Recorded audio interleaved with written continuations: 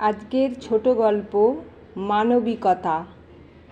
গিন্নি, ও গিন্নি, কোথায় গেলে গো? কি হলো, চেঁচিয়ে বাড়ি মাথায় তুলছো কেন? এই দেখো, তোমার পছন্দের ইলিশ এনেছি, জমিয়ে রাঁধো দেখি। এ কি, যত দিন যাচ্ছে তোমার কি ভীমরতি ধরছে? কেন গো, কি করলাম আবার? এত বেগুন এনেছো কেন? তার মধ্যে অর্ধেক পোকা ধরা। বলো কি, ছোড়া যে বলল সব ক্ষেত থেকে তোলা। আমিও তো দেখলাম কচি বেশ, চশমা না পরে পরে সব গেছে দেখছি। আমার ওষুধ এনেছো? হে হে, মানে আর কি, ভুলে গেছো তো? তোমার এই হে হে করে হাসলেই আমার গা পিত্তি জ্বলে যায়। আমি ছিলাম বলে উতরে গেলে, না হলে যে কি হতো। ভালো হচ্ছে না গিন্নি, গত 40 বছর ধরে এই এক কথা শুনিয়ে যাচ্ছ।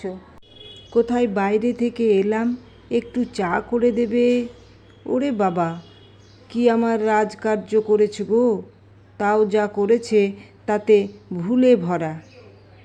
যাই বলো, তোমাকে রাখলে কিন্তু সেই নতুন বইয়ের মতোই লাগে। মূলজা, আদিক্ষেতার শেষ নেই।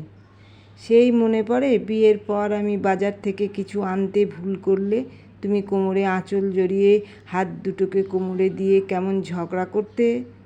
তোমার ওইভাবে বড় মিষ্টি লাগে। কি যে বলো না। তুমি চা খাবে তো? দাঁড়াও, আনছি। এই মালতী, তুই দাঁড়িয়ে গেলি কেন? কাজ শুরু কর মা, মেলা কাজ আছে।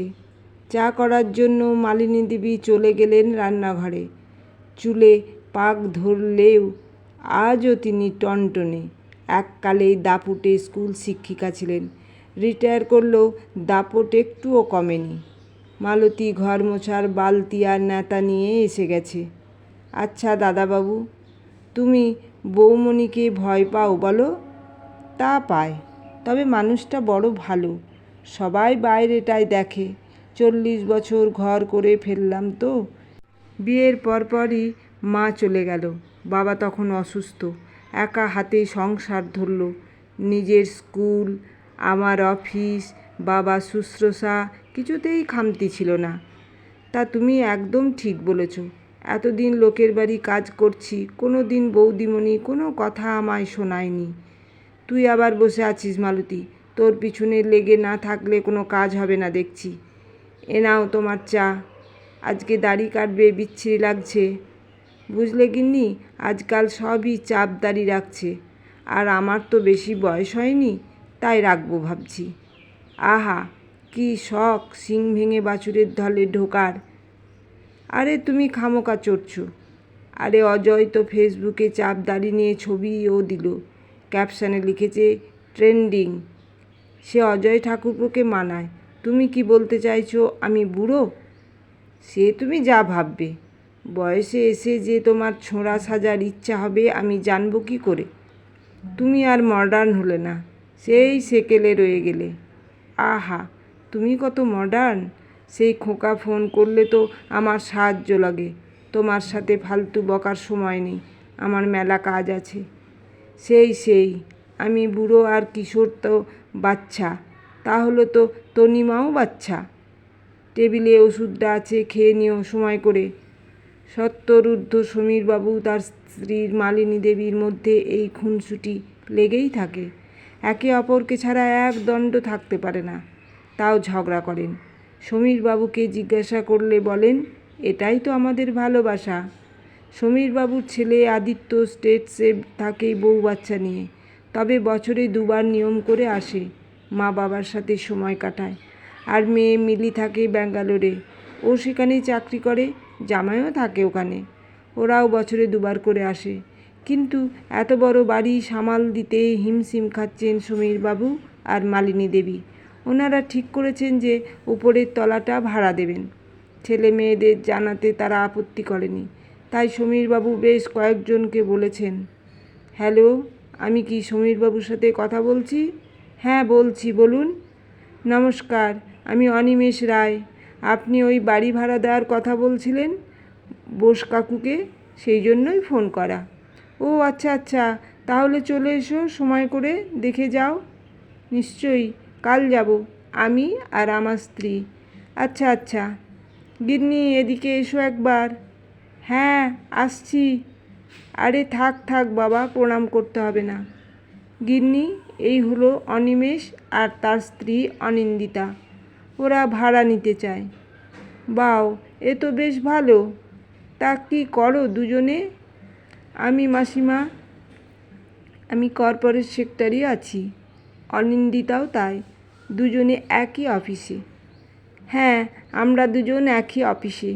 বাও বাও, তবে তাড়াতাড়ি চলে এসো। গল্পগুজব করে অনেকটা সময় কাটলো। এই সময়ের মধ্যে অনিমেষ আর অনিন্দিতাকে বেশ পছন্দ হয়েছে অবিনাশবাবু আর মালিনী দেবীর। বেশ মিশুকে দুজন। ওনাদের ছেলে মেয়ে বাইরে থাকে। যাক, অন্তত কেউ কাছে তো থাকবে। ওনাদের মেয়ে প্রথমে এই ভাড়াটিয়ার ব্যাপারে একটু আপত্তি করেছিল, কারণ এখনকার দিনকাল ভালো না। মানুষ মুখে এক কাজ করে আর এক। কিন্তু দীর্ঘ অভিজ্ঞতা সম্পন্ন মালিনী দেবী চিনতে ভুল করেননি অনিমেষ আর অনিন্দিতাকে। অনিমেষ, তাহলে তোমার রবিবার দিন শিফট করে নাও। আচ্ছা কাকু, আমরা রবিবারই আসছি। আজ আসি? শোনো, আজকে ওরা আসবে, দুপুরে খাবে। বাজার থেকে ভালো দেখে মাছ নেবে, মাংস নেবে। ওরা বলতে কি ভুল মনে হয়েছে আজকাল তোমার? অনিমেষ আর অনিন্দিতা। ও, একদম ভুলে গেছিলাম। তা ওরা দুপুরে খাবে? কেন খাবে না? আলবাত খাবে। সারাদিন কাজ করে না খেলে হবে কি করে? আচ্ছা আচ্ছা, মনে করে সব আনবে, ভুলে যাবে না।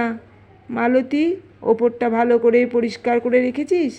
হ্যাঁ বৌদিমণি, একদম পরিষ্কার করা আছে। গিন্নি, এ নাও বাজার। যা বলেছিলে এনেছি। হতেই পারে না, দেখে মিলিয়ে নাও। আমি জানি তো তুমি মিলিয়ে আনতে পারবে না। এই টমেটো নেই, তারপর টক দই নেই। আমি টক দই এনেছি। আনিনি? এটা টক দই? মিষ্টি দই আর টক দইয়ের পার্থক্যও ভুলে গেছো? এই মানুষকে নিয়ে আমি কি করব? ওরা এক্ষুনি এসে পড়বে, একটু মানিয়ে নাও না। ওরাও দেখুক আমি কাকে নিয়ে ঘর করি। কাকু, এসে গেছি। এসো এসো বাবা। অনিন্দিতা মা কোথায়? আসছে। চলো, জিনিসগুলো ঠিক জায়গায় রাখা যাক। অনিমেষ, আজ দুপুরে এখানে খাবে তোমরা। কাকিমা, কিন্তু? কোনো কিন্তু না, আমি বলে দিয়েছিলাম, ব্যাস। আস্তে আস্তে সমীরবাবুর বাড়ির পরিবেশটাই বদলে গেল।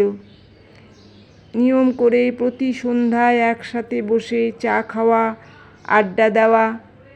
আর সমীরবাবুর খুনসুটি আর মালিনী দেবীর রেগে যাওয়া দেখে অনিমেষ আর অনিন্দিতা হেসে লুটোপুটি খেত। সমীরবাবু মালিনী দেবীর আড়ালে বলতেন, তোমার কাকিমা যদি চুপ হয়ে যায় আমি পাগল হয়ে যাব। ওরা দেখতো মানুষ দুটোর মধ্যে বন্ডিং, যা আজকের দিনে পাওয়া খুব বিরল। ওরা প্রতিনিয়ত শিখত ওই দুটো মানুষের থেকে। এর মধ্যেই সমীরবাবুর ছেলে একবার ঘুরে গেছে। তার সাথেও অনিমেষ আর অনিন্দিতার খুব ভালো ভাব হয়ে গেছে। সমীরবাবুর ছেলে তো অনিমেষকে বলেছে, বুঝলে ভাই, আমি নিশ্চিন্ত হলাম। তোমাদের দেখেই খুব আনন্দ হয়েছে। বাবা মা আনন্দে আছে, এতেই আমার আর বোনের টেনশন কম। অনিমেষ আর অনিন্দিতাও খুব ভালোবাসে ওদের কাকু কাকিমাকে। কাকিমা কিছু রান্না করলেই ওপরে চলে যায়, অনিন্দিতা কিছু রান্না করলেই নিচে চলে আসে। এইভাবেই ভালোই কাটছিল, কিন্তু সুখ কখনো দীর্ঘস্থায়ী হয় না। একদিন সন্ধ্যাবেলা অনিমেষ সবে অফিস থেকে ফিরে ওপরে গেছে। হঠাৎ মালিনী, সমীরবাবু এত জোরে চেঁচিয়ে উঠেছিলেন যার শব্দ শোনা গেছিল ওপরেও। অনিমেষ তখনও ড্রেস ছাড়েনি। ছুটে নেমে এসে দেখে তাদের কাকিমা মাটিতে পড়ে আছে অজ্ঞান হয়ে। সঙ্গে সঙ্গে অনিমেষ অ্যাম্বুলেন্সে ফোন করেছে। অনিন্দিতা মালিনী দেবীকে বিছানায় শুইয়ে দিয়ে জ্ঞান ফেরানোর আপ্রাণ চেষ্টা করছে। আর সমীরবাবু বাচ্চা ছেলের মতো জিজ্ঞাসা করছেন, তোমাদের কাকিমার কিছু হবে না তো? অনিমেষ বারবার আশ্বস্ত করার চেষ্টা করছে। এর মধ্যে অনিমেষ ব্যাঙ্গালোর স্টেটস 2 জায়গায় জানিয়েছে তারাও আসছে। মালিনী দেবীকে জেনারেল বেডে দেওয়া হয়েছে। ডক্টর জিজ্ঞাসা করছেন, এত টেনশন কেন করেন? ওষুধগুলো তো বোধহয় ঠিক করে খাচ্ছেন না। প্রেশার তো মারাত্মক বেড়ে গেছিল। কি গিন্নি, ডক্টরবাবু কি বলছেন? সত্যি এসব? আমাকে দিনরাত বকে চলেছ আর নিজে? না, আসলে ডক্টরবাবু বললেন, দেখুন মালিনী দেবী, আর একটু দেরি হলে খুব বড় বিপদ হয়ে যেতে পারত। পরের বার থেকে ঠিক করে ওষুধ খাবেন। গিন্নি, তোমার কিছু হলে আমি করে থাকতাম বলো তো?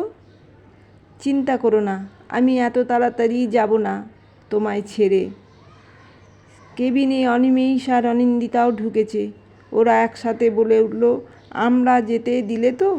নিজেদের মা বাবাকে অনেক দিন আগে হারিয়েছি, তোমাদের হারাতে চাই না। মালিনী দেবীর চোখে জল। সমীরবাবুর ছেলে সে অনিমেষকে জড়িয়ে ধরেছে নিজে ভাইয়ের মতো। অনিন্দিতা মালিনী দেবীর সব দায়িত্ব নিয়েছে। অনিমেষ রোজ নিয়ম করে সমীরবাবুর সাথে সকাল বাজারে যায়। অনেক সময় রক্তের সম্পর্ক ছাড়াও মানুষ খুব কাছের হয়ে ওঠে, যা কোনো দাড়িপাল্লায় মাপা যায় না। আমাদের সমাজে এখনও এমন অসংখ্য উদাহরণ আছে। আজও মানবিকতা বেঁচে আছে আমাদের মধ্যে। এই রকমই থাকুক অনিমেষ, অনিন্দিতা, সমীরবাবু ও মালিনী দেবীদের মধ্যেই সম্পর্ক।